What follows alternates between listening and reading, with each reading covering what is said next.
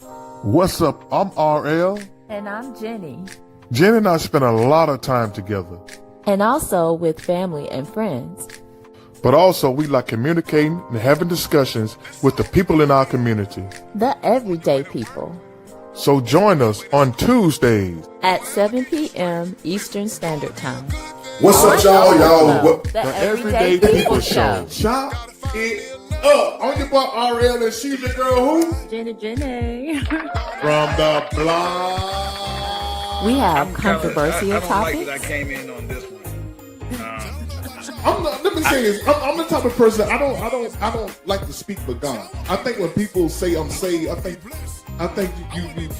you out of pocket. I think China is having product outsourced to other countries to get under the tariffs. Y'all do know that, right? No, they still gotta bring it. Listen, they still gotta bring it to the border. Don't see they women going out buying black afros, but don't dare. And I see your point. You're trying to say that race of women do not try to look like us. We're the ones trying to look like them. Well, but that's not true. That's not true. Yeah, that's not all the way true. That's right. Not true. That is right. Not Thank true. you, ladies. I've been trying to make that point. Great guests within our own community. Well, I won't be into that. Oh, okay. I cried it out. I threw it up. Cold spit. I wouldn't care what you call it. Everything in me that didn't belong, he purged it out in Corpus Christi, Texas, before that book was birthed. I can't remember the number now, but it's in one of my books. I think I had about $10,000 to my name. I don't even know but it's something like that. And I said, oh my God. I thought about that. So I'm like, what if he would have pulled that trigger when he got to it? You know what I mean? Because I mean, it was point blank range. Yeah, so, yeah. That's crazy. We work really well as a team. Like in business, the probably they don't mix business with pleasure, but I don't know why it works for us. Like and lots of fun right there. That trumps a balloon. And then we got to hold our emotions. We can't even cry. We love y'all, and guess what? Nothing y'all can do. Hey, nothing y'all can do about it. Peace.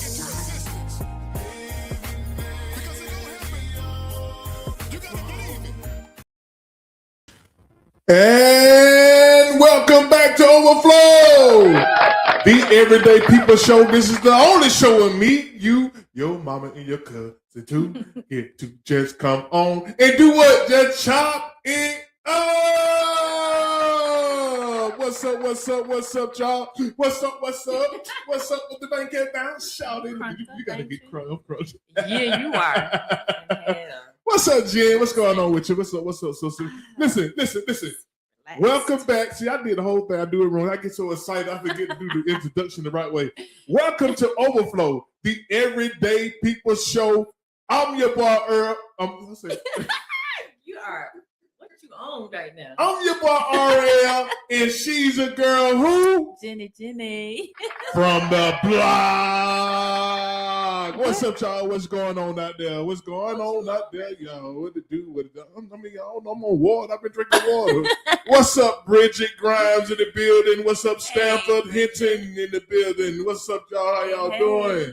What's up, man? You know what I'm saying? What's going on? How you feeling today? I feel good. And how y'all feeling today? I ain't mean to cut you off. No, it's okay. I'm used to it. No, I feel good. Hold on. You used to it. Yes. You used to me cutting you off? Yes. Oh, okay. So that's the thing. I okay. still know, you know. So that's the thing. And so you admit live that you gonna do me like that live, golly. Okay. The floor is all yours. No, seriously though. I feel good. I'm glad we're back at work, believe it or not. Like we supposedly was supposed to be out our predictions for the rest of the week, but I'm glad I'm back at work. I am. I'm glad that before you say, y'all thought y'all gonna be out for the rest of the week. Yeah. I mean, because it was just pointless to be home when the weather really wasn't that bad to stay home.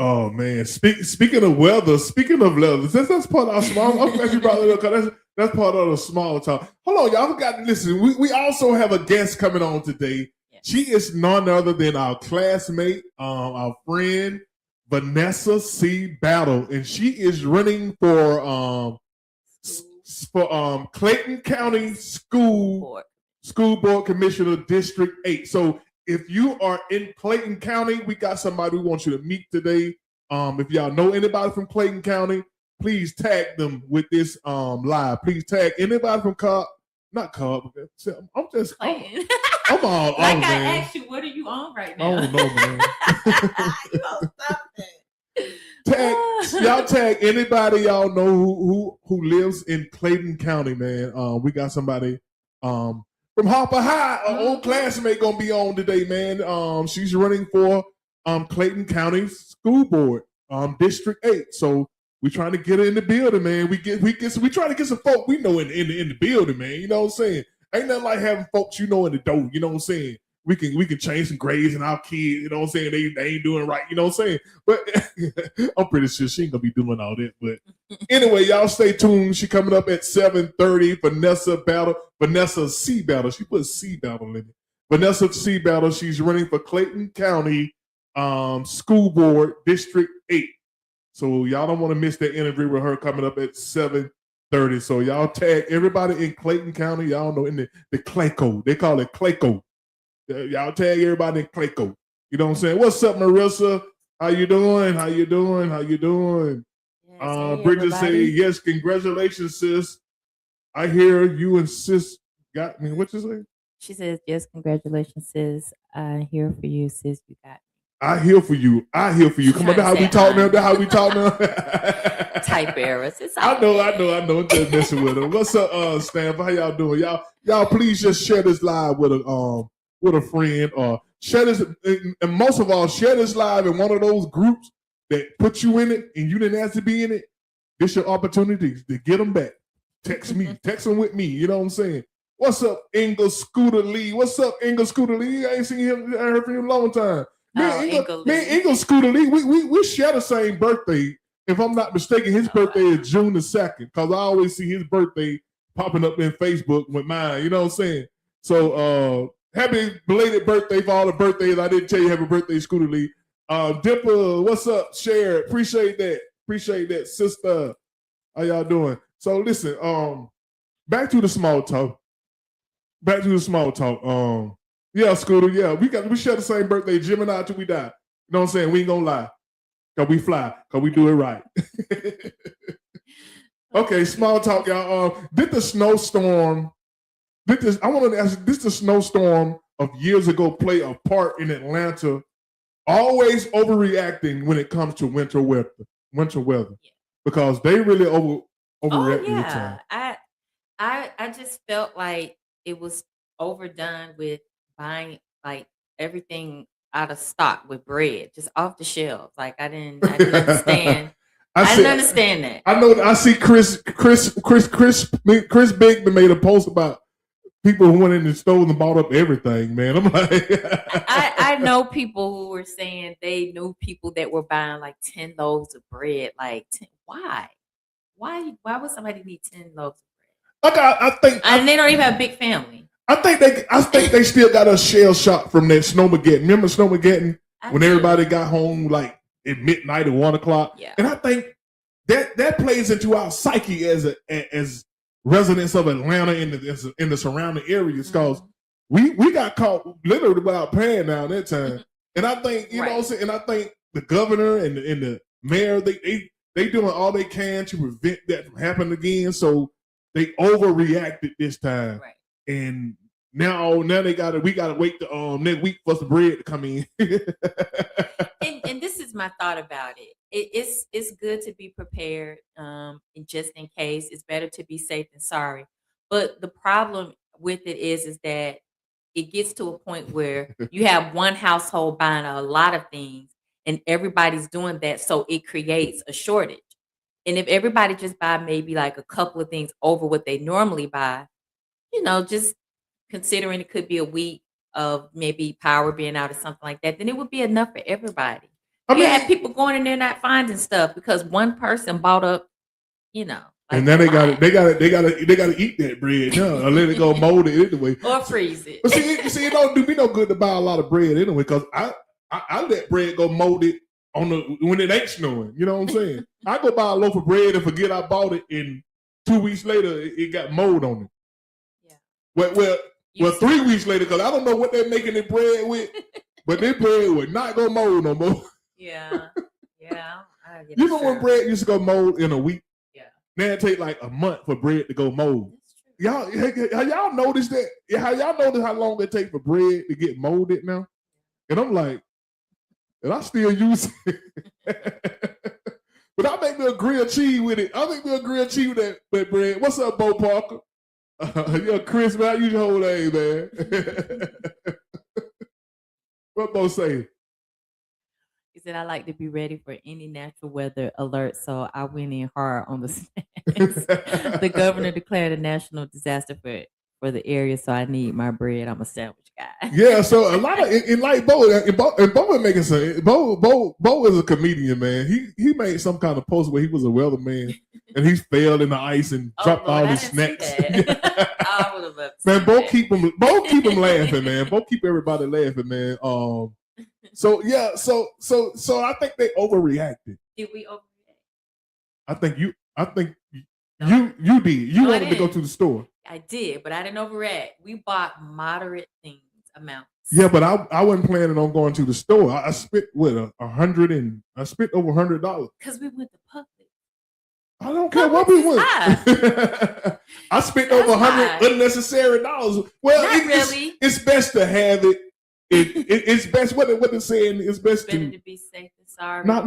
it's best to have it and not need it than to need it and not have it. So I guess a lot of people played that game this past weekend. But we did good. We bought stuff that was not like, we didn't go buy milk and eggs and all this stuff. We just bought like what we normally. Now I did dinner. buy 2 cartons of egg because I eat a lot of egg. Whether it's scrambled, Well, ball, because you use eggs with a lot of stuff. Salads, tuna Yeah. fish, stuff like that.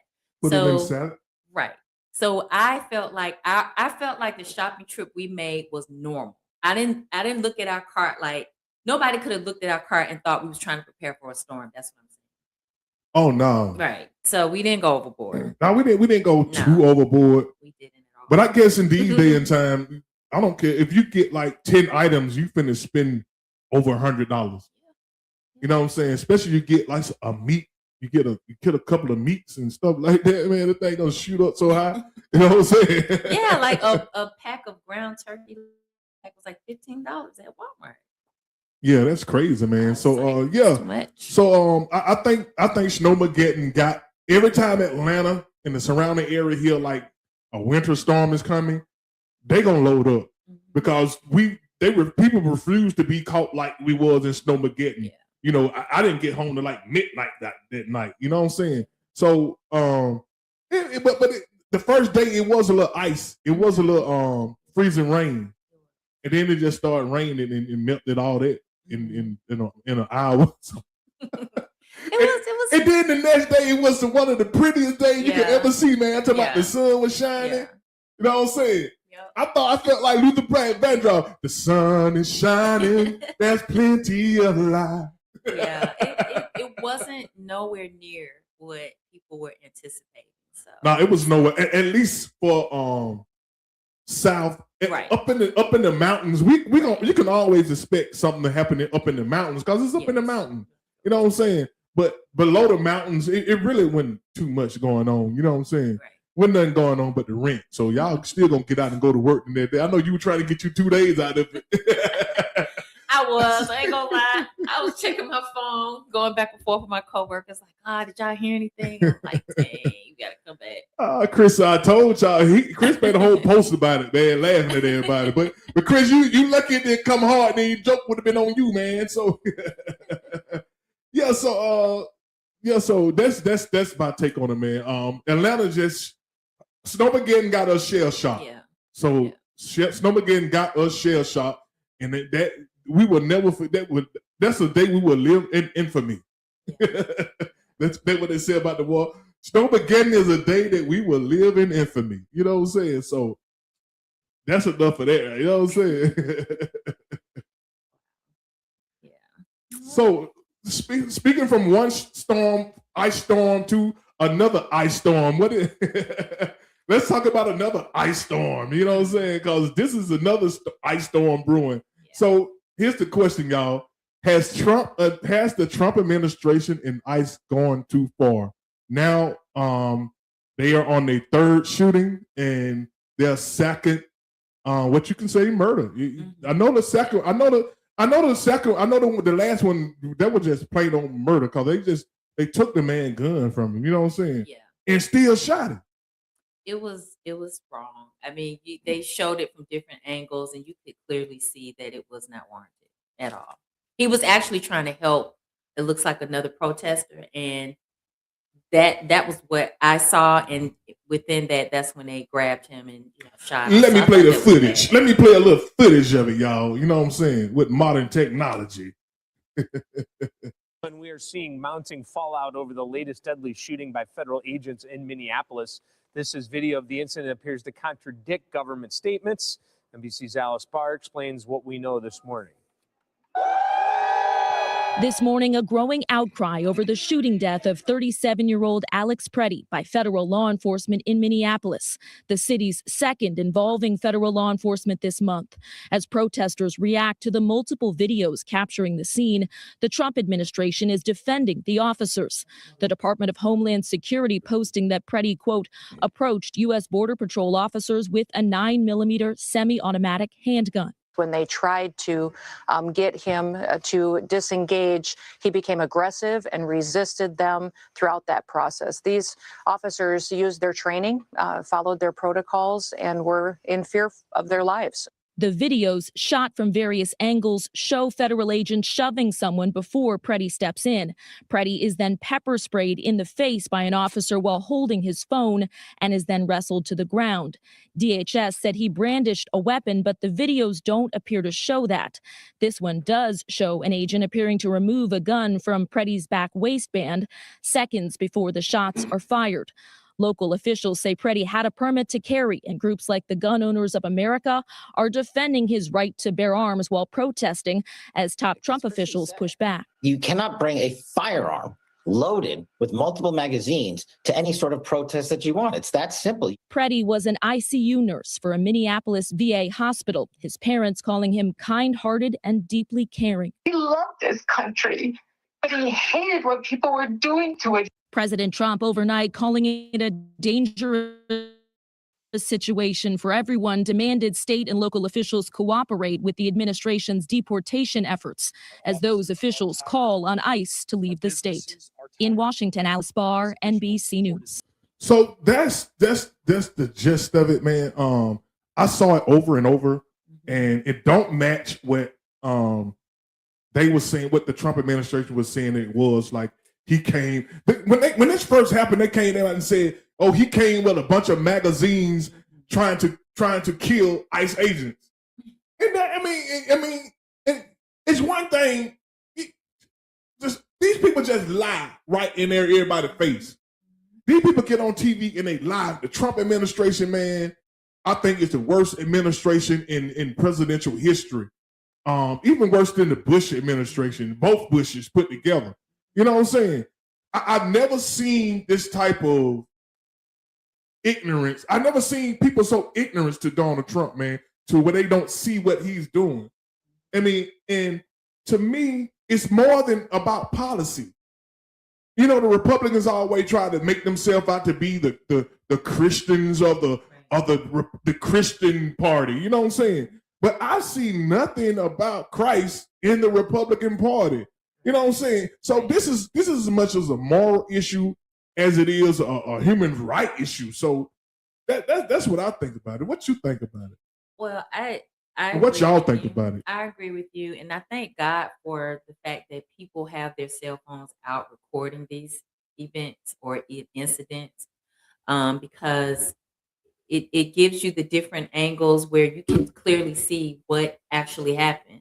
Because if you let them tell it, they're going to say it was the protesters' fault. But I mean, when you play something over and over again, not only can they analyze it, but we just as people watching from TV, we can analyze it too and see that no matter what they're saying, it was wrong what they did.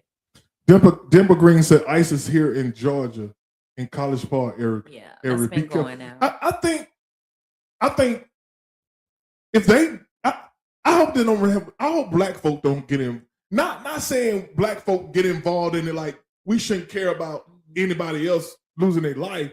What I'm trying to say, it's gonna get real ugly if they do. If they do this to us, we gonna get ugly. We gonna be.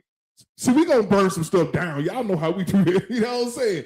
I'm not condoning it. I'm just saying y'all know how we do it. We burn stuff down and we have stuff on fire. Cause we be, you know what I'm saying? We loot stuff. See, they just protest up there peacefully.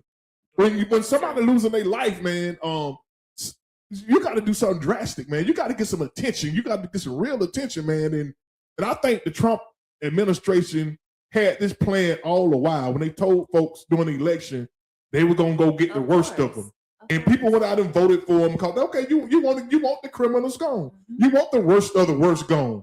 But now they're just getting people who are just undocumented. Period.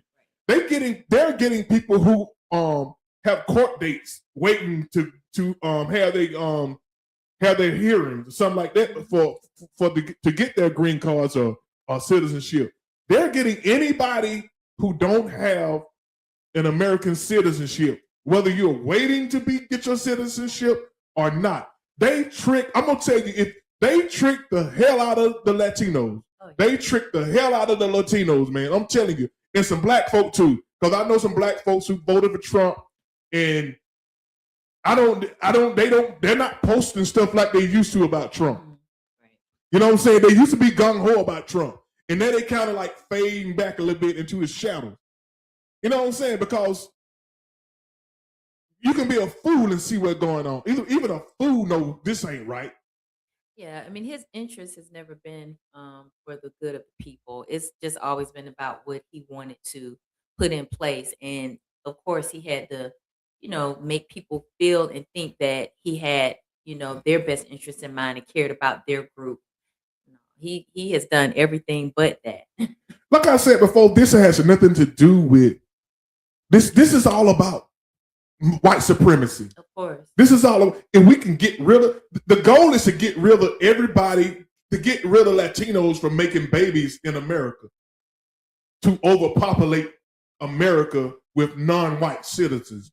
This is what this is about. And people, you can't tell people this because that's a hard stretch and people don't want to believe that. That's a stretch. But okay, what else is it? What else is it then? What else is it? If y'all already got all the criminals out, why are y'all going to schools, getting these kids out of school, locking little children up, trying to use them for bait to get the parents to come out? You know what I'm saying? I'm like, it's just ridiculous. Well, it's just all about control because they did it to us when it comes down to controlling, us, populating more because of abortions. They brought that in. They Planned Parenthood. They kind of brought that in, like they care about us and our reproductive health and being able to make your own choice.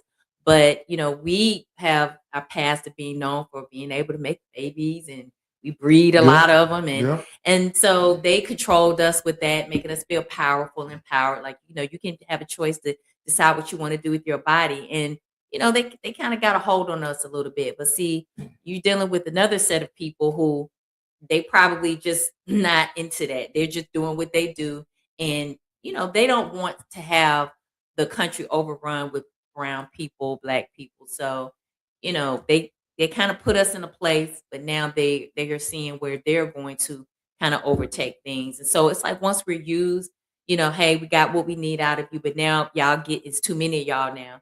It just goes back to how it was for us in slavery. I mean, we were just doing we were doing the things that they wanted us to do, but we were still breeding and having more children and stuff like that. And they had a problem with that. I mean, it goes back to slavery. We were done the same way. So I think we just have to be aware that, it's going to be what it's going to be.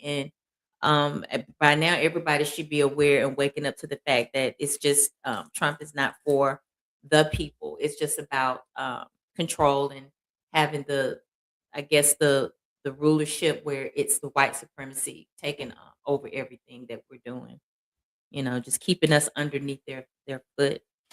So I feel like we're at that point where all eyes should be open. I don't see how anybody can't see it. So Yeah. So one thing the Republicans have been good at is making sure they give the public a boogeyman.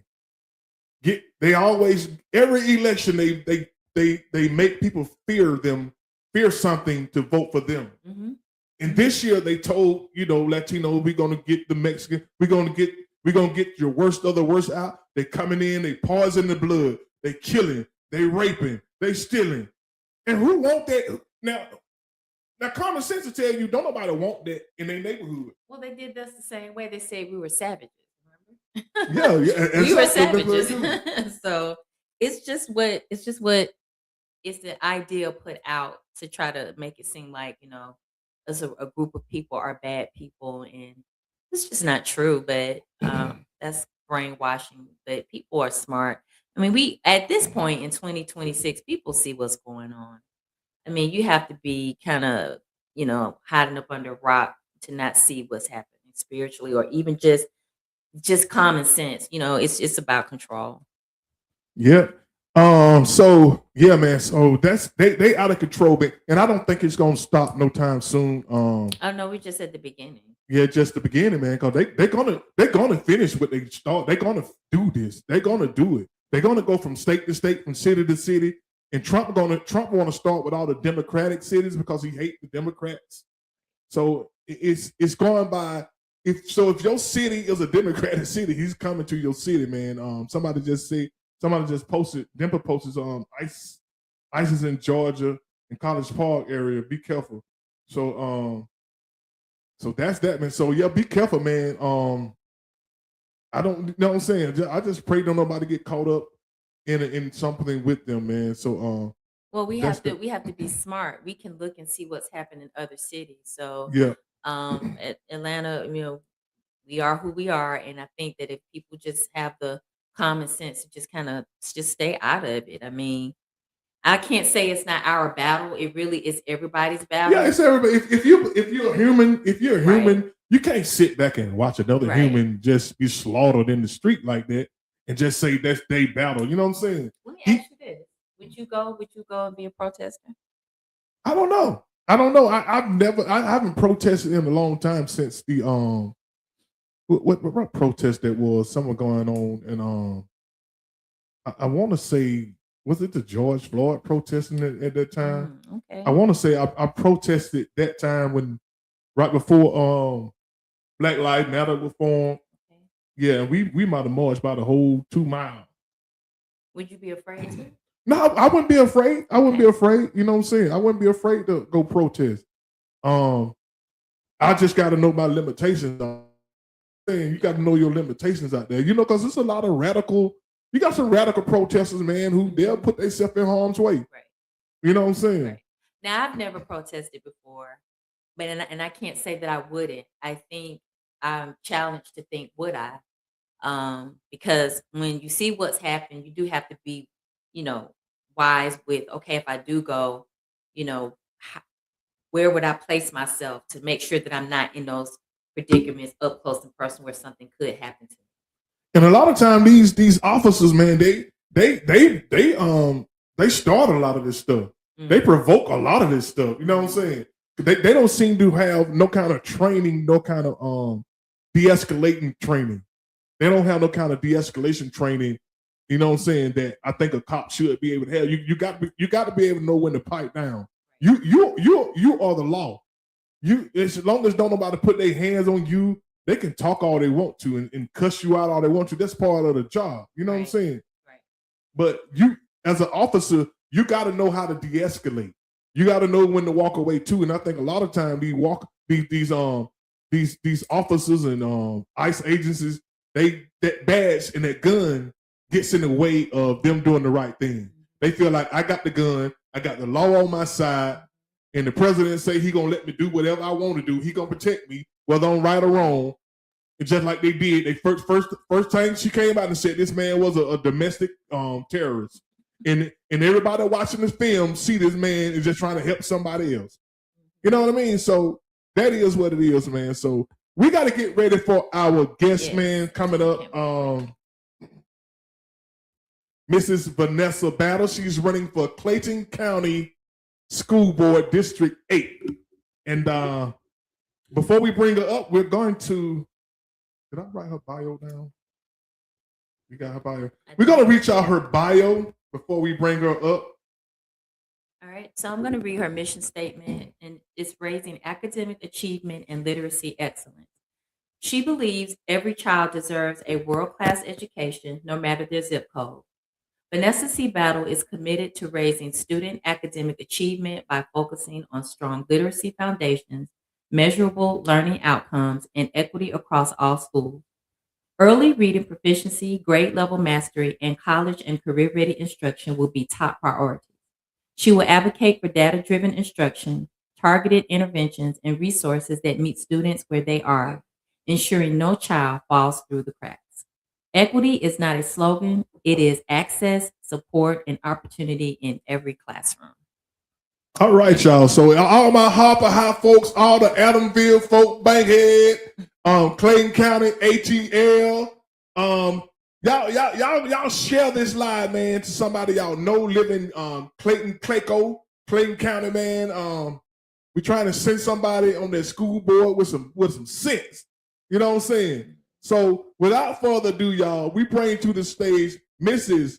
Vanessa C. Battle. Hey, Vanessa. All right. Hey, everybody. Hey. What's up, Miss Battle? How you doing? Hey, I am great on this Truthful Wednesday. I think it's no coincidence that I get to be on the show on a Tuesday where we're talking nothing but truth. Yep, we going up on a Tuesday. So how you doing, girl? What's going on? You want to tell everybody a little bit about who you are and what you're trying to do and why you're running for office? Well, once again, hello everybody. I am Vanessa C. Battle. I am a graduate, of course, of the C.L. Harper High School. I am a proven Trojan. I actually grew up over in the Stewart Avenue area. My home school would have actually been Sealand High School. However, I was in the magnet program, so I got to catch the MARTA bus every day and go across town to C.L. Harper High and be a part of the Great Magnet program. That's part of my background. I am the youngest of 7.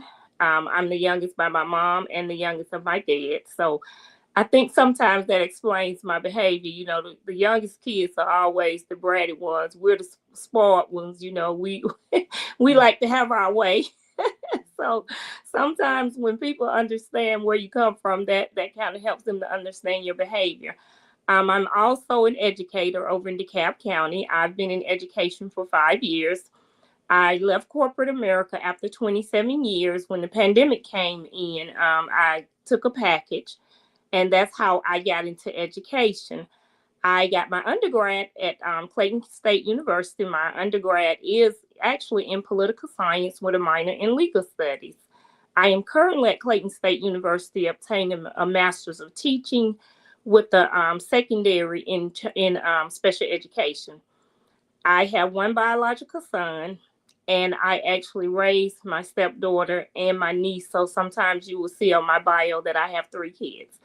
So I always like to say this important thing, because this is counting to help people understand how I got into education. There is about 13 years difference between myself and my oldest brother by my mom.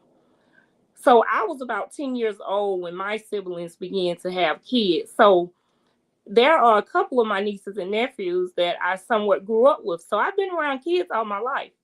I just never thought that I would get into teaching. When I first got into teaching, I thought it was just a joke. And I used to be that person that would always say, these teachers, all they doing is getting a check. You know, that was always my theme. And then I would always say, them little bad kids, somebody need to whoop their butts. And so now that I'm in the school system, I have a whole different perspective Right. on teachers and students. Now, don't get me wrong. There are some teachers who do just come for checks. But I just feel like in spending time in Clayton and DeKalb, I feel as though 80% of our teachers really care. And they really get up in the morning to make a difference and not getting up just thinking about a check. Now, what I will say, though, is getting into education, I found out it's very secure. So when I be wanting to get those little bad kids and put some belt to the butt, I just think about all the days that we get off and I would be missing if they threw me out of education. So I will say that. I can agree with you on that. I sure can. So you have any questions for Miss Battle, Jen? I do. Since you're health, you're educator yourself, so. Yes. Well, my biggest question for you is, what are your biggest concerns with the education system right now, and for the county that? Vanessa, where's your camera located? Because it look like your camera to the side, right? How you want me to adjust it? No, you're not looking into the camera. It's almost like you looking to the one way and your camera over there another way. Okay, how about now? But now, don't, it ain't no big trouble. We can see you. You're not looking into the camera. You're not addressing the voters. You know, so the voters want to see you. You know what I'm saying? Okay, is that yeah, there you go. That's better right there. You know what I'm saying? See, you know, you do this for a living. You know I'm here for the fellowship, so you got to. No, people want to look you in your eye when they talking to them. You know what I'm saying? See if you're sincere about what you're trying to do. You know what I'm saying? But go ahead. I'm sorry, I didn't mean to interrupt you. You know I'm nursing this shoulder, so I had it propped up on my recliner. But you nursing your shoulder, you ain't nursing your eyes. We'll get it together. Look, y'all, we kid around like this, y'all. So go ahead. Okay. So the question I would love to ask you is, what is your biggest concern with things that you would like to see changed with, working with other commissioners on a governing board? What area are you most concerned with? Is it like curriculum, like student mental health resources, like security for schools? Like, what is your biggest concern?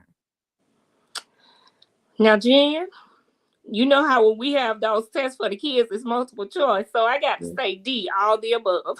Okay.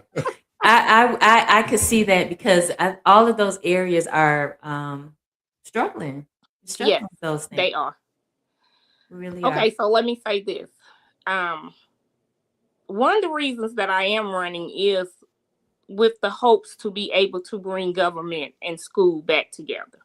Okay. Because one thing that I realized in Clayton County is that we have all of these entities and they tend to work separately. They tend to function separately. And for those who do not know, Clayton County is a tier 1 county. And not only are we tier 1, but we're Title 1.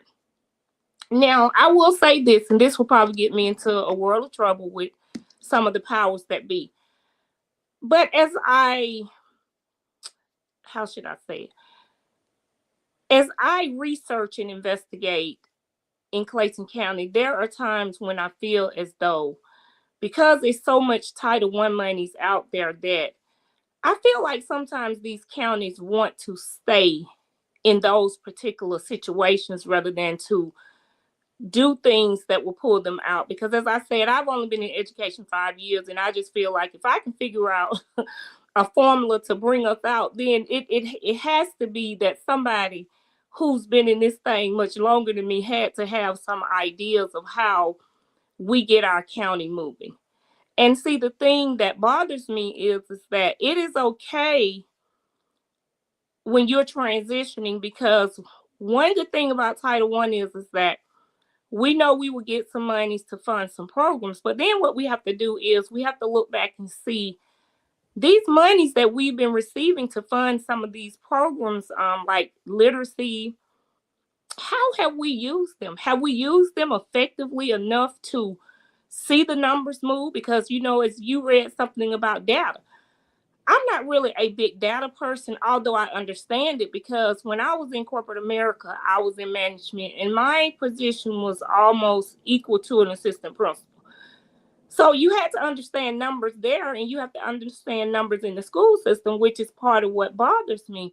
Because when we sit down and we look at these Lake style scores, we look at these MAP scores, and for people that don't understand what I'm talking about, Lake style scores are the scores that we get on every student that allows us to see each time they move from one grade to the next. It allows us to see where their performance was. And then that's when, as an educator, you sit down with that student and you come up with a map, or you come up with a vision or a plan of how do we tend to move little Johnny 5 points, 10 points.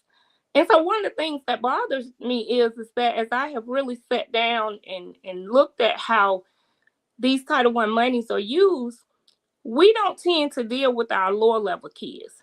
We tend to always want to deal with the kids that's in the red and the blue, and we don't tend to want to deal with those that's on the lower level because we feel like we can't move them 12 or 15 points to get them to a distinguished or developing student. And in cases that may be true, but that's why I feel that when we get these Title I monies, we should have a 3-tier plan. Okay, and meaning that we should be planning how to move the lower level kids to the next level. Move that next level, I think that's beginners. We're looking at how do we move beginners to become developed and develop to become distinguished. So there you have it. That is a 3-tier learning program, is it not? Now, we may not see the numbers that we would like to see from our beginners, but at least we're working with them and we have a plan of action as to how do we move these numbers to make us become a more competitive county. Yeah, and a lot of times schools get money for students that are struggling with things like, ADHD, autism, even behavior problems. Money comes in for those students, and so it's like we're servicing them, but at the same time, it's still not bringing them up, if that makes sense. Oh no, you know, and I'm thankful that I'm talking to another educator because you understand what I'm saying, and I know that for me, like I tell people oftentimes, I've only been at this for 5 years, so I don't really have a problem with saying what I feel. I understand, like, sometimes I'm talking to my teachers and they're frustrated, but they don't want to go and talk to the proper people and speak out because they feel like they may lose their job. And that is another thing that I am going to be rallying for, because here's how I feel. And again, you can correct me. You've been in this longer than I have. It is not the people in the top position that makes a school system great. It's not. It's never that. It is always those people that are boots on the ground, meaning the teachers. It is the teachers and the educators that move these schools and move school systems. Even when principals become principals, they tend to move back from the classroom, which I understand is not their job. However, my point is that they're no longer hands-on. So everything that happens, good, bad, or indifference in terms of our numbers and how we move them, it's all about the teachers. And I just feel like school systems have made teachers to feel like they're not worth anything. Right.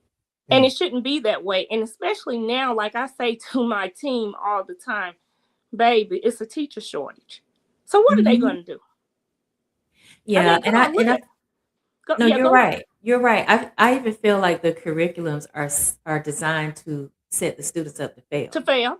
And I'm sorry to cut you off, but that is, oh my God, Jen, that is one of my greatest conversations. I was talking to my son, and since I've been home recuperating, and as I said, I'm getting my master's of teaching, so my son was coming to help me with my homework because I'm right-handed and I had my procedure on my right hand.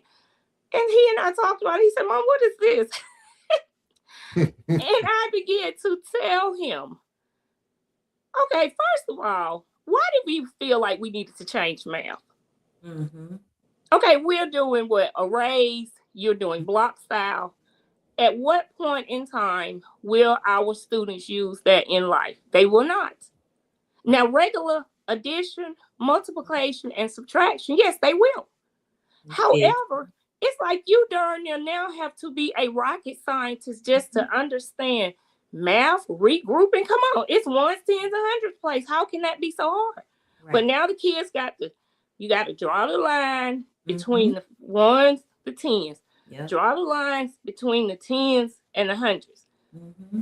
Then you got to basically have a formula of how you got there. Why? Exactly. That's what I was just about to say. It has to be taught a certain way. So the days of scratch paper and you figuring a way of your own, no, they don't do that anymore. Right. Well, I had to find that out the hard way because when I first got into education, I was a long-term sub. So, you know, Jen, I think you know my personality. I think our birthdays are it's around the same time. But I'm just that girl that feel like, hey, I can do it all. So I got in there, I'm working with the students. And then I get the answer, and one of my students just bust my bubble, and she say, well, Miss Battle, that is the answer, but now you got to tell us how you got it. What you mean how you got it? You just divided 3 into 2. You know how what? Kind of like 2 and 2 is 4, but now you won't know how I got to it. You know, hold on. I added 2. And see, here's the problem with part of that too. We already can't get parents to darn near get involved. You know, you got to cuss little Johnny out to really get a parent on the phone because as soon as you pop off on that kid, oh, they ready to call the school. I can't stand Miss Battle. Miss Battle told my son such and such. Miss Battle sure did. And it's a method to Miss Battle madness because Miss Battle can't even get you on the phone because little Johnny is failing. So I popped off on little Johnny. It was a purpose. It was a plan and an action. Because as soon as I did that, ring, ring, here she go. So then oftentimes I have to say, okay, so let's move past what Miss Battle say, and let's talk about these grades or the lack thereof. But part of my point is parents are frustrated as well because they don't know how to teach their kids. And so what happens is we become the mama, we become the daddy, we become the counselor. Yep. Do you understand? Because like me, I have always had snacks in my room. My babies come to school, they hungry, they know Miss Battle's going to feed them. You know, my 3rd grade team and I, it's January, we've already bought about 3 coats, underclothes. We keep cereal in our class. I get it. Yeah. I get it. One of our definitely do. One of our viewers want to know: do you all have a program available to assist parents so they can help the kids at home? And if not, if you win this election, what's your plan to do about that? Okay, so I don't want to give my whole plan because remember there are other people that are seeking. So you won't share your secret. However, Okay. what I will tell, but you do have a plan, huh? But you do have a plan. Baby. I got a plan. It's just not for me to put it all out. I put all my business out here now. However, parents are like number 2 on my list. Because here's what I would definitely like to do is to figure out how do we bridge the gap between the parents, the teachers, and the students. Because we have parents who send their kids to school just to say, oh, you ain't got to do what Miss Battle say. Well, baby, they might not. But let me tell you what's going to happen. Because, you know, it's a place for people like them. So they got to make some good choices. And I always tell them, these are kids. And I know, again, somebody's going to get offended. But if we don't tighten them up, it is a place for them. One is called jail and one is called hell. Because you got to think about it. If they tend to continue to go down the wrong street, somebody in them streets going to pop them. And then if they continue to not be able to read, they're going to continue to commit crimes that's going to end them up in the prison system. So I feel like part of our job is to keep them out of there. But it's hard for us to do that when we're fighting parents. Because if we can get parents to buy into what we're doing, half the battle is won right there. So yes, I do have a plan to bridge the gap between the parents, the teachers, and the students. I do, because my heart is out here for these parents. At one time, I was a single parent, and I don't mind being transparent. My ex-husband went to prison when our son was 7 years old. The difference is he was in private school. And his mother made sacrifices to keep him there until the 9th grade. But what I will say is, even when he was not in public school, I took time to go to the public school meetings at his feeder school because I never knew from one day to the next what my finances may be. Because when my ex-husband went to prison, I kept his daughter, I kept our son, and I raised my niece because my niece's mom had been out there struggling with substance abuse. So, and that's why I'm always transparent, because I know that people often look at me and they feel like I've been this way all my life. No, I've been rich, I've been broke, and I've been back rich. If you understand what I'm saying. So, and my mom was the pillar of our family. 26 grandkids, and we raised at least about 15 of our grandkids. So that's why I always try to let parents know who I am. And it's simply because I want them to understand that it's not a situation that a kid has been in that Miss Battle has not witnessed or gone through it. You've been on both sides. Yes, exactly. So it is my heart's desire to figure out, how do we bridge the gap, guys? And oftentimes that's what happened. The parents feel like we're the enemy. We feel like the parents are the enemy. And guess who it's affecting? The students. The students. So if anybody tuned in, if y'all from Clayton County, if you don't have to be from Clayton County, if you have a question for Miss Vanessa C. Battle, who is a candidate for Clayton County School Board District 8, please post it in the comment section, and we'll read it out to her so she can get to it. So you have another question, Jen? What is your thought about when you look for a superintendent? What do y'all look for, or what would you look for in choosing a superintendent for a school? Man, Jen, you sure you ain't been on some of these Zoom meetings with me? Look, I know the stuff we talk about at work. Ooh, Lord have mercy. Everything you're saying, I talk to him about. It's stuff I talk to my coworkers with at work. All of that stuff, like it matters because one thing affects the other.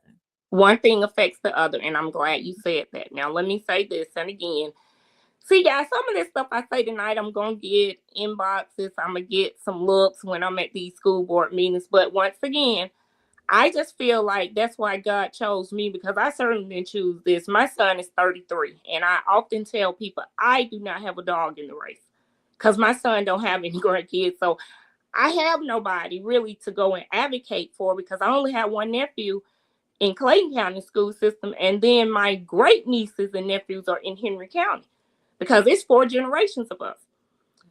But I'm saying that to say that my current superintendent has decided to retire. Now, I loved working under Dr. Smith, and I also had the opportunity to work under Dr. Beasley.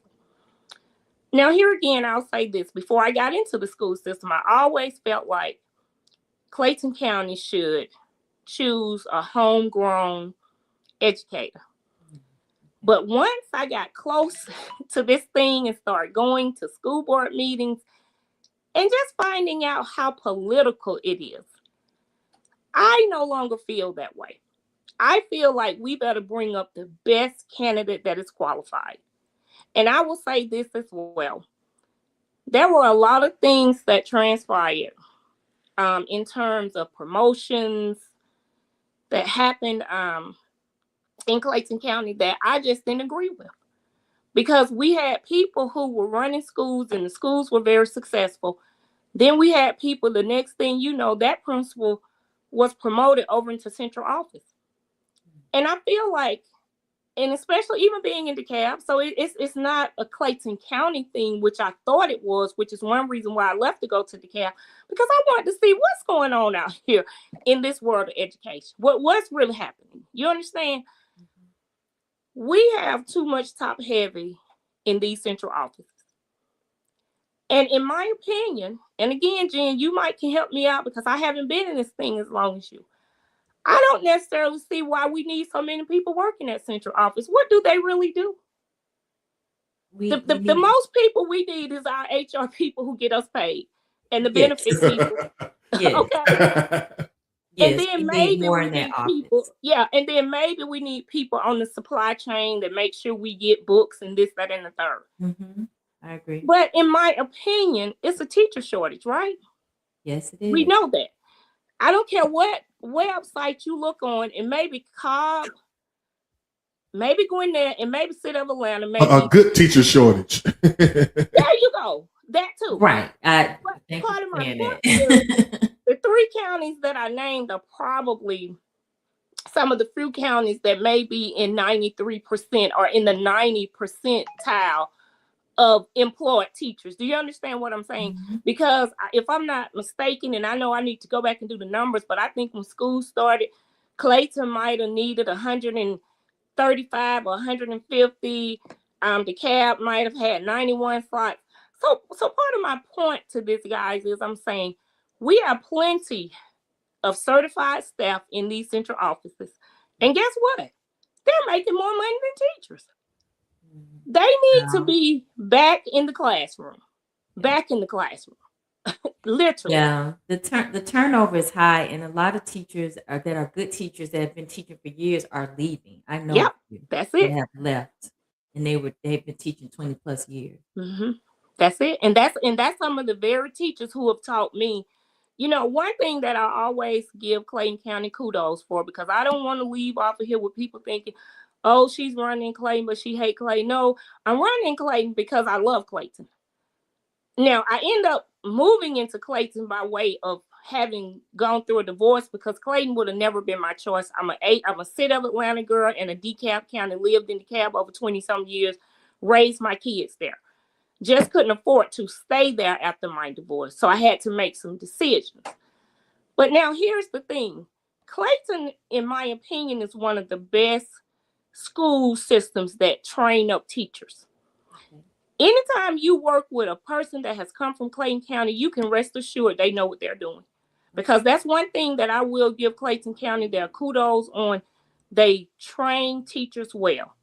The problem comes in, they don't pay. So you have these teachers who would get trained up in Clayton, and then they leave, just like Jen said, that they're either going out on retirement or they're finding themselves in another district. When I went to DeKalb, those people were surprised at everything that I knew, given the short time that I've been teaching. And it is because Clayton County taught me what I know. In middle school, my AP took me by the hand because she liked me, taught me what I know. If it wasn't for my first AP, I wouldn't have been in teaching, because many people may not know this about me, but I did 1 year law school. So when I started teaching, I was in law school, and that principal came to me and she said, Miss Battle, you're missing your calling. And I was long-term then, and I was working long-term, subbing, and going to law school. And I'll never forget what that principal told me. She said, you're gifted. She said, you only been here, and she told me this like in November. She was like, you've been here a couple of months. I had a teacher here a whole year, never decorated her class. She said, I come by your class on purpose because it's so warm and inviting. She said, I can't even believe what you did with these walls. And you know why I was able to do that? Because my teachers surrounded me. They embraced me. When I said I'm going out to buy things, they was like, no, you're not. Come look in our closet. And I turned my room into a superhero theme. Red, yellow, and blue, had it all across my room. Every week, my students had an affirmation, and we said it every morning before we got started. And so that's why I'm saying I believe in these kids.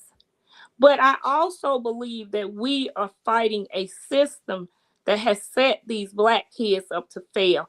And we don't have enough voices that are willing to pop out, be bold enough, and talk against this system.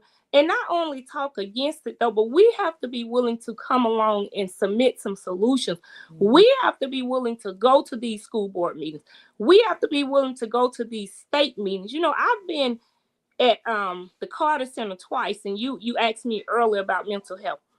I have been at the Carter Center twice on a forum speaking about education as it concerns mental health.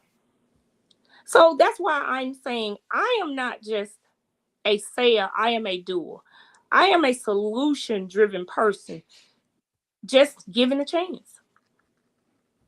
So Vanessa, let me ask you a question. I can hear the passion in your voice. Yes. I feel it. For teaching in the boots on the ground. Having said that, why would you want to leave boots on the ground to be in a more administrative type role? Do you feel like you can be more of an assistant to the boots on the ground by by being elected as school board council? Of course, because see, here's how it is, Rob. You've got to put yourself in a room where decisions are being made.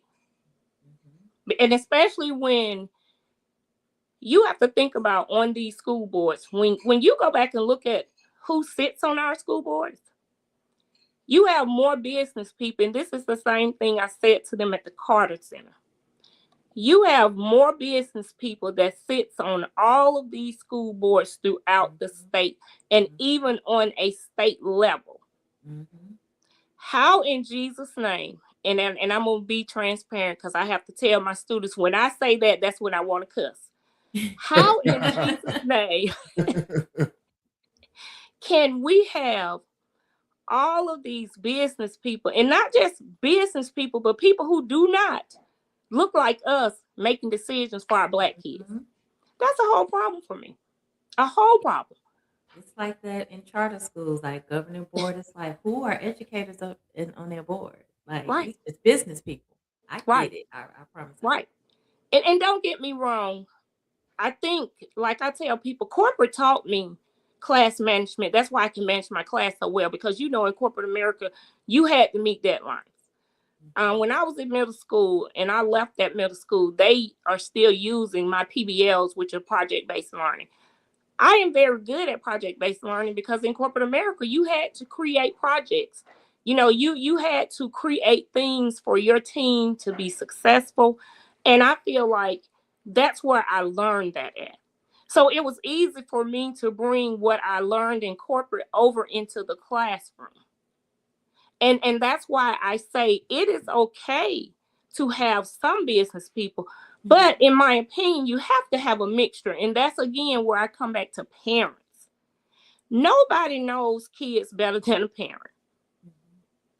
But now what I also say is that the teachers, parents disagree with me sometimes when I make this statement, but as an educator, we are with their kids more than they are. Because you think about it, these kids with them solely Saturday and Sunday. Many of them leave us 3 or 4 o'clock in the afternoon, go home and return. So that's why it is important. Not to mention after school programs. Yeah, that's why I'm saying like 4 or 5 o'clock, because we have the after school programs, we have the tutorial for the kids that we were talking about with these lifestyle scores. So that is my point, guys. These kids are with us more than they are their parents. And when you are passionate about what you do, one of the first things you do is you develop a relationship with them kids. Let me tell you something. I can stand in the hallway, which I have hallway duty in the morning. I can look at a kid coming down that hall and just about determine what kind of night they had. Come here, little Johnny, what's going on? Come here, baby, why you looking like that? Did you eat last night? Was mama at home last night? Did mama boyfriend come over? See, I get personal with my kids because that is the only way that I can help them. And when I pop up and hit that school building every day, I'm not an educator. I'm a parent first. Because I'm going to treat little Johnny just like I would treat my own. And yes, I am very old school, so I am very firm with these kids. Do not play the radio with them. So Vanessa, I have another question. I'm trying to ask a question that somebody who would want to vote for you might ask. Okay, great. And the next question is, as a district board member, you're going to have to work with other members, right? Exactly. So how would you go about getting other members to, how would you build allowances with other members to get some of the things done that you want done? so you don't just become just another board member playing the game. Exactly. You know what I'm saying? Yes, oh, I agree, because everything is relational, Rob. Everything is. And if you don't form solid relationships, you will not get anything done on your board. You won't. The board will just stand still. All of your dreams, your ideas, they will go down the toilet. So first of all, without giving up too much, I would like to encourage my board members to get more involved in the schools that they're responsible for. Because in my opinion, I feel like there are times when we can't get anything done because, once again, you have these people who sit on these boards and they have never taught school a day in their life, which is fine. However, go and invest in yourself. Go to these schools that you have been assigned to, that you are responsible for, really, as a board member. Go to them. And I know, see, this is where many board members irritate me, and I'm gonna say it, because the first thing they want to tell me is that oh, Miss Batty, you can't get involved in day-to-day operations. Okay, going into a school asking questions, is that getting involved with day-to-day operations? It's not, because all I'm doing is asking my principal, hey, how you doing? As a board member, what can I do to make your job better? What can I do to enhance school? Can we look at some numbers? But see, people don't know that because they haven't taught. So they don't really understand what makes the world go round in education. In education, everything is about data. It's about numbers. And if you get in as an educator and you learn how to read numbers, which is what Ms. Battle did, and I'm always thankful to my AP who taught me that, because she didn't have to, but she saw something in me. And every time when she would be in her office, and if I was there after school and she running reports, the first thing she would say, Battle, come here, let me show you this. And she would literally show me, and then she would tell me what I'm comparing it to. And sometimes my mind would be blown, y'all, because I'm like, who is that? What kid is that? And then it's just like, now that I'm getting my master's and I've switched over to special ed. So I'm doing now what you call co-teaching, because I'm learning special ed. So I'm responsible for kids on my caseload.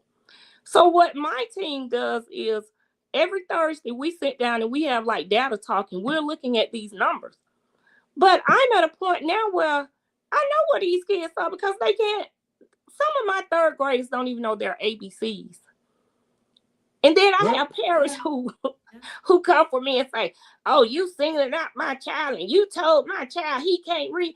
No, baby, I didn't tell your child that he can't read, but I told your child that we need to help him so that his reading can be flowing more effective, more efficiently.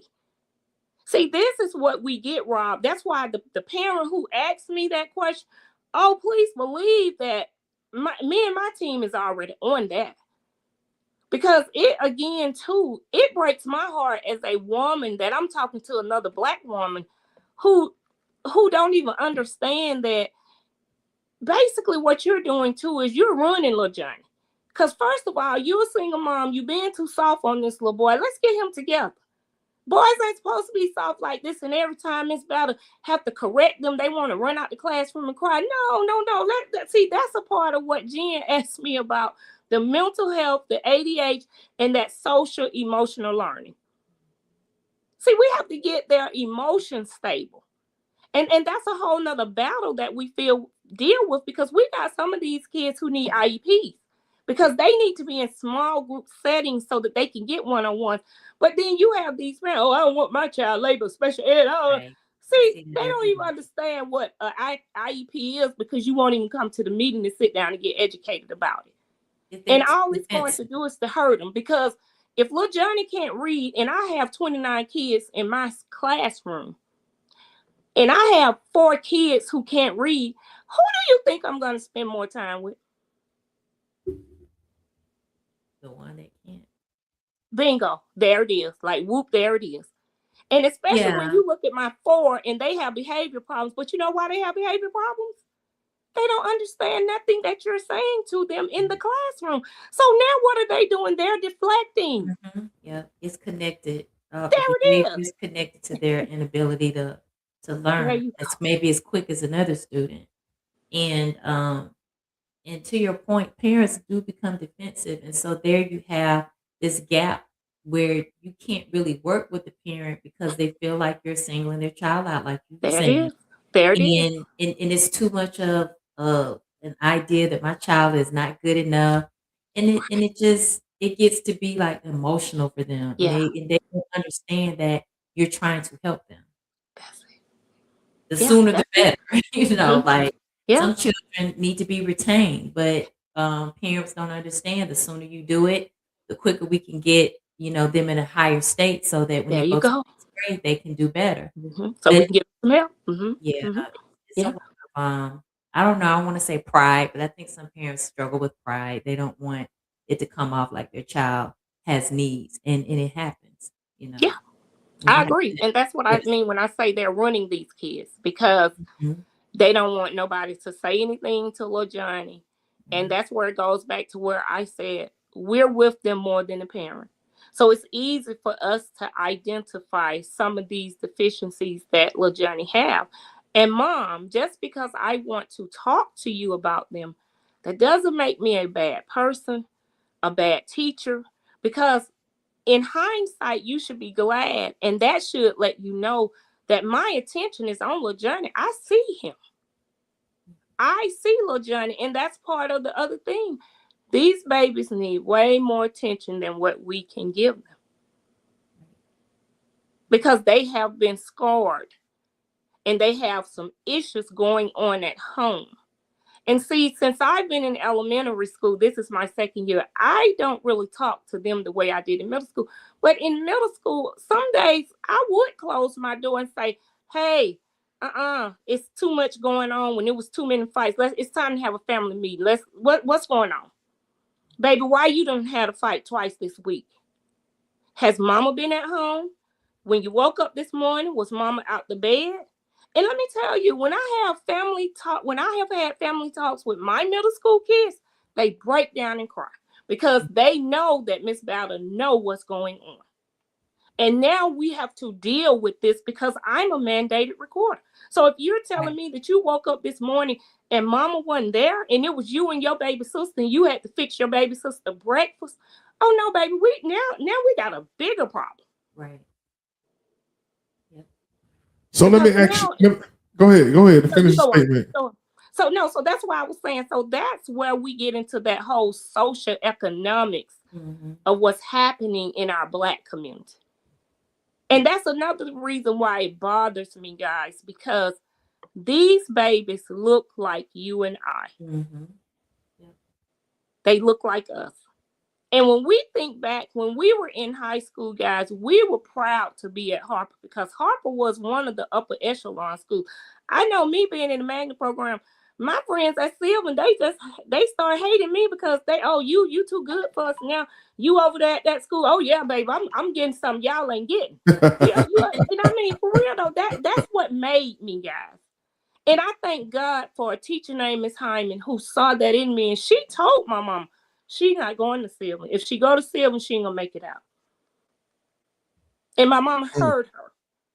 But I'm just saying that to say that now when I think back on it, even though I missed the whole 27 years of not being in education, it's those seeds that were sown to me when I was in elementary, middle school, and high school, because I was a terrible child until I got to middle school and started getting into sports.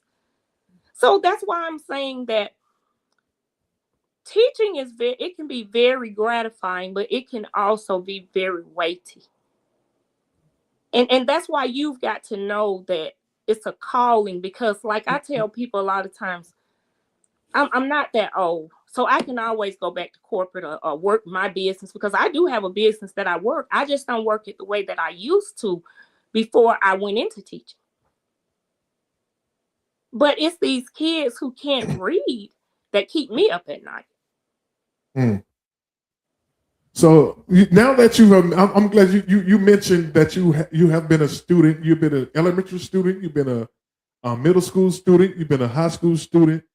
Having all that knowledge, knowing that you have been in those systems as a kid, how do you compare now and then? And what are some of the things that you would bring back when you was a kid in school? And what are some things that they're doing now that you would say that's not working? Oh, Jesus. Okay, now what I will say is times have changed. So there are a lot of things that helped us to be balanced.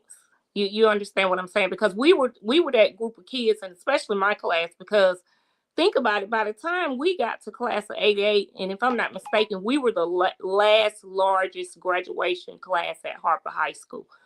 But by the time we got there, drugs had started infiltrating our neighborhood. And that's why, Collier Heights, Adamsville, that's why it went down. It was old money over there. And I probably was the least of them because I grew up poor. And that's why when I used to leave my neighborhood, come to Harper High, see the way that you all were, y'all parents had. Hold on. Let me stop you right there. Hold on now. Some of them now, because Bankhead Court went to Harper High, so listen, you're right. And we was far away from having things, you know what I'm saying? Don't go to talk about, I came with there with y'all, like we was doing it good, you know what I'm saying? We was eating welfare cheese. I guess too, I was in the magnet program, so I pretty much hung out up until probably my junior year when I started wanting to be a little thug girl. I was hanging out with all the upper echelon girls. Like me and Jen was tight at school. Tina Bloodworth, all the kids who was coming from the stable home, living over there in Baker's Ferry. Bougie girls. Yeah, okay. Well, you can call it what you want to, but I'm just saying. Y'all was the Bankhead boys' targets. Cause we knew y'all could come up with some money some kind of way. Go ahead, I'm sorry. I think that was vice versa. Y'all came up with the money. Now we just let's not get it twisted. Y'all folks over there had some underhand stuff going on. So yeah. But now that you say that, okay, so I'm gonna go there and then we'll come back. So I got introduced to the streets by one of your homeboys. So, and that was our senior year in high school. So that's how I got introduced to the streets. It was one of your homeboys in Bankhead. But my point is that we were grounded enough to know how far to go. Mm-hmm. Do you understand what I'm saying? Because we had parents that put fear in us. Yes. And even though we wobbled over here and did this and that, we knew to come on back. And then not just that, we understood that education was the key to get out. It was the key. So, but what I think is happening now with these kids, number one, there are no consequences. I had just written something earlier to talk about today. Let's go to what's happening with immigration, and then I'm going to tell you how it's tying into what we're talking about. If you look at the news, you've had several schools around the state that walked out, right? And so now as they're interviewing and getting statements from some of these school principals, it's crazy to me. They're saying, oh, well, they're going to be reprimanded. Immigration has nothing to do with their education. Well, first of all, that's a lie. Because when you look at the numbers in Gwinnett County, which is one of the most international schools in the state, their numbers are down because kids are scared to come to school. So part of my point is, you have little Johnny and little Tay-Tay at school fighting, and then the next thing you know, 10 minutes later or the next period, they back in your class. And you're like, what they do that at? Mm-hmm. Only here. And I'm like, oh, name my school, but only here. And I'd be like, what in Jesus' name is going on? Back with lollipops and candy. So it's not just my school that, somebody help me, Jesus. Oh my God. Oh, what? Bingo. Yep. But you're right. That's it. Lollipops, drinks. Mm-hmm. So my point is, then we have kids who leave school. Now they came to school. They leave school because they have something that they're passionate about and they believe in. And then you say there are consequences. Come on, guys. Look, what's wrong with this story? Come on. I mean, help me. Make it make sense to me. So my other thing is discipline. Because again, it just seems like everything we do now in the school systems is setting these kids up for failure. It is no way in Jesus' name that these kids can be out on the street corner having a fight and the police come. Somebody going to jail. Somebody. So for us to send them back to class with, just like Jen said, lollipops, sodas, cake, whatever it is, Takis, that is a false sense. Because, baby, when you leave my four walls, that right there, that's not how it's going to be. You're going to jail, or you're going to juvenile, or you're going to be in court because now there is a case against you. So we have got to figure out, how do we discipline kids so that we can get their attention and help them to understand that there are consequences? Because where I teach it on my third grade, it's always the same 4 or 5 boys. And that's another thing that I would say, coming from Clayton County, I was not used to that. Because we had that 3 strikes, you're out. And trust and believe, when I was in middle school, I got kids out. If you don't want to come and learn, Miss Battle will work with you as much as I can. But if you don't want to learn and you want to come and disrupt this environment, no, baby, it's a place for you. I keep telling you, it is a place for you to go. And it is called online. It is called the YES program. So we've got to get that under control, because until we can do that as well, it's going to be a problem. Because you send them back to my classroom with a lollipop, that just makes it feels like it's okay to come and disrespect this class and disrespect Miss Battle. So guess what? Miss Battle has some things in her room that I'm going to do. I don't care what them people up front do. And I tell them kids that all the time. And I've said this to I don't care what y'all do up front. When they come back to me, it's going to be something that they're going to have to do. It's going to be some consequences.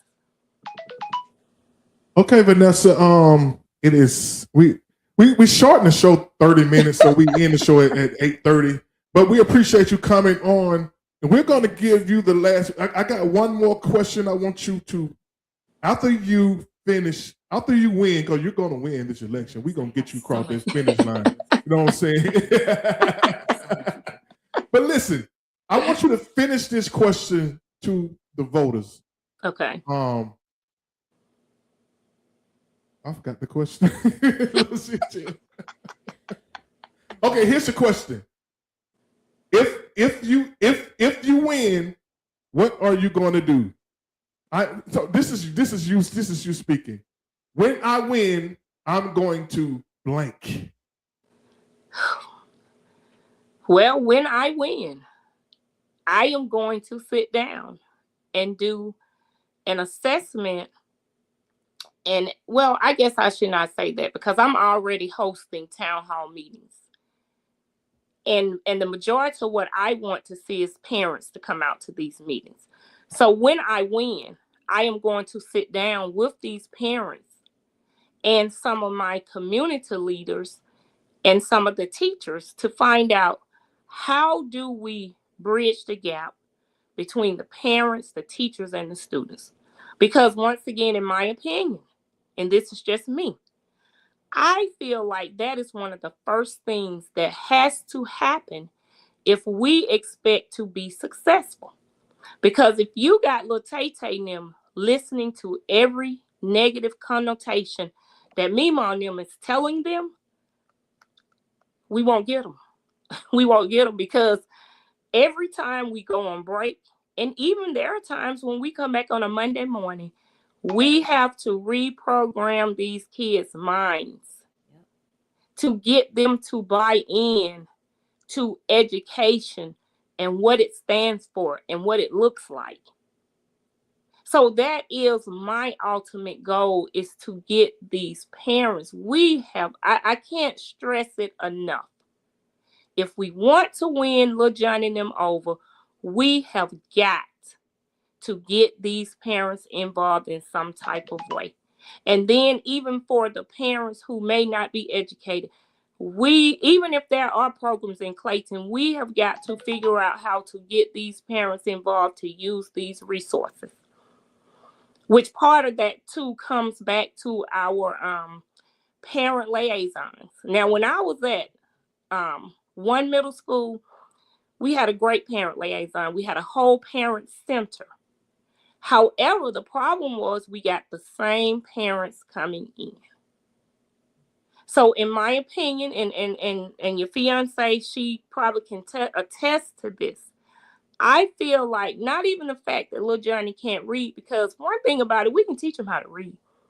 However, if we have obstacles in our way and parents are not buying into what we're doing, it's just going to be what it is, a revolving door or a hamster, because little Johnny will never be fulfilled.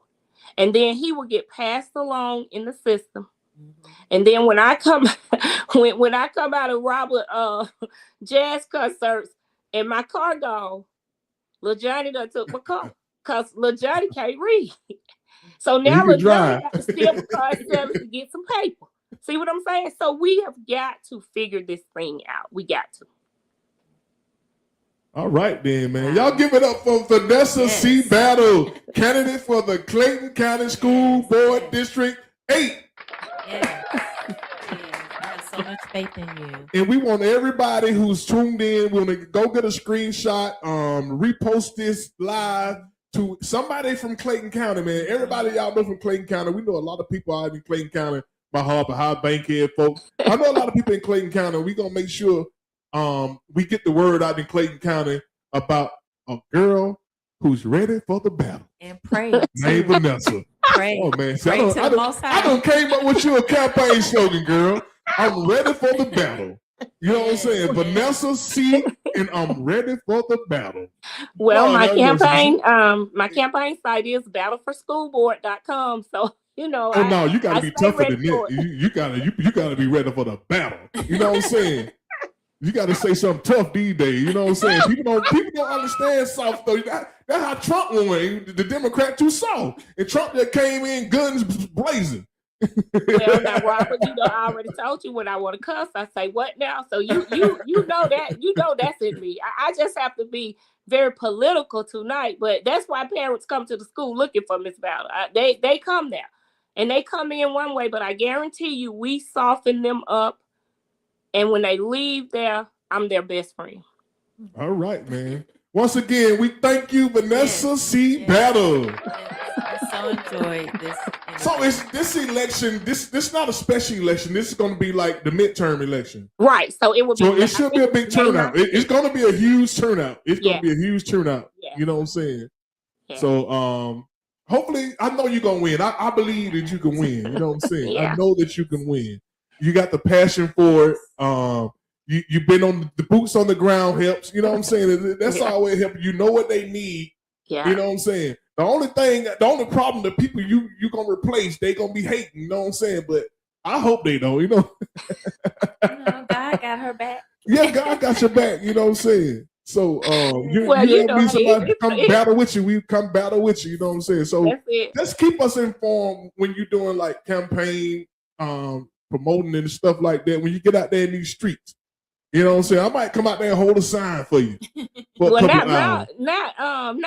Now, baby, you gonna be out there holding a sign. I don't know what you doing. You gonna put me on the payroll too? You know what I'm saying? Well, baby, I'll put you put me on yours because I'm gonna need that donation money. So now we gonna get Harper High out there. We gonna get Harper High out there to get you. Your class of '89 and class of '88. They better be ready, man, to get you over the hump, man. Oh, yeah. Now I will say that. Let me shout my class out. I'm glad you said that because I will say my class has been very supportive of me. And I will say it's nothing that I have not done, and I let them know about it, that they have not been ready, fired up to get it done. So we're going to get it done. And even just to show that my classmate sit next to you, see, she ready for it. So we going to get it done now. Like I tell them kids, well, the first thing I tell the kids when school starts, Miss Battle going to get you together. So we gonna get this thing together. Man. All right. Right. We like, are you fired up? Hey, Are you fired up? I am fired up. Are you ready to go? Are you fired up? I'm fired up. Are you ready to go? We ready to go. Are you fired up? I'm fired up. Ready to go? Ready to go. Let's go.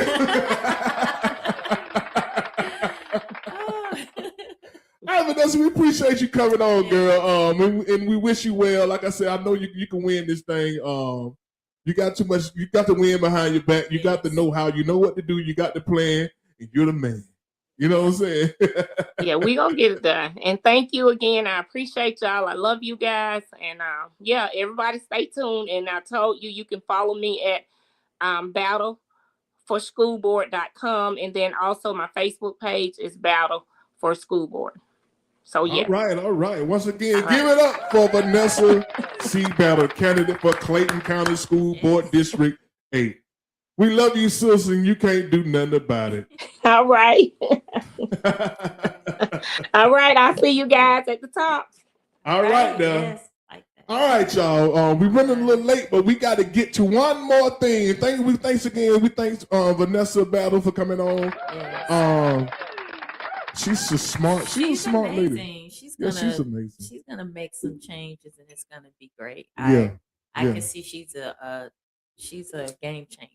She's gonna fix some things. All right, y'all. We still got one more thing. We're gonna get to Jenny's quote of the week. Jenny, you ready for your quote of the week? I am. All right, y'all. We got theme music for this though. I ain't even got your theme music queued up. Okay, y'all. We finna get through the Jenny's quote of the week. Let's From get the heart of the people, let the spirit flow. Higher motivation everywhere we go.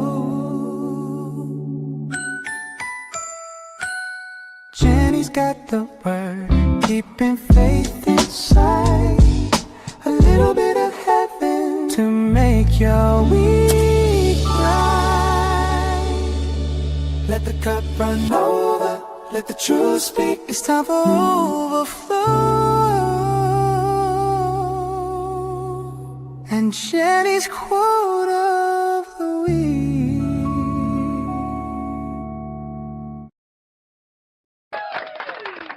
right, y'all. Let's get to Jenny's quote of the week. All right, y'all. So this quote of the week is one of my favorite quotes that is from Henry Ford. And you all know who he is, auto industry builder for Ford Company. And it's one of my favorite because I love the way that it's like in stairs. So the quote is, coming together is a beginning, staying together is a process, and working together is success. So in life, when you are working with someone in business, it could be a relationship. The beginning of it is just you meeting, you're coming together with an idea or a path that you're going to take. But staying together is definitely a process. You're going to go through things, you're going to, experience things that may make you want to back out, but working together is where the success comes in. So coming together is the beginning, staying together is a process. That's the important piece. And then working together is success. Because you can stay together, but you got to work together. All right. Jenny's quote of the week. Coming together is the beginning. Staying together is a process. And working together is success. All right, y'all. That's what's up, man. Jen doing her thing, man. So got her own little piece of the show. You know what I'm saying? Gotta motivate. But this anyway, who did Shan Span say, I miss Auntie Vanessa interview. Please make sure you share. Yeah, we will be sharing the clip probably tonight or tomorrow. But you can always see the rebroadcast on our YouTube channel at Overflow, the Everyday People Show with Jenny, with RL and Jenny Live. And we also have a Facebook page with the same name, Overflow, the Everyday People Show with RL and Jenny Live. So join us. Go join us on either one of those platforms. Or matter of fact, join us on both of those platforms. Subscribe to both of our platforms. We ask y'all, please, ma'am, sir, do that. And we thank y'all for tuning in. Yes. We thank everybody for commenting, sharing. Man, y'all showed up big today, man. We appreciate y'all. There's nothing more gratifying when people, stick and stay with you. You know what I'm saying? I know it's cold out there, and you know what I'm saying. I'm glad it's cold to bring y'all inside to do something. You know what I'm saying? But anyway, y'all, you got anything you want to say before we cut up out of here? I'm just glad everybody was safe over the supposed, storm, the snowstorm, and that everybody's alive and well. So I'm happy. They did the Lucy. You know how Lucy moved the football out of Charlie Brown? They did us like Lucy moved the football out the way. We just kicked out, you know what I'm saying? Get prepared for the snow and all that. But anyway, y'all, we love y'all, man. We thank for y'all for everything, for y'all support. Thank y'all for supporting us. We love y'all. And guess what? Ain't nothing y'all can do about it. Ain't nothing y'all can do about it. Peace.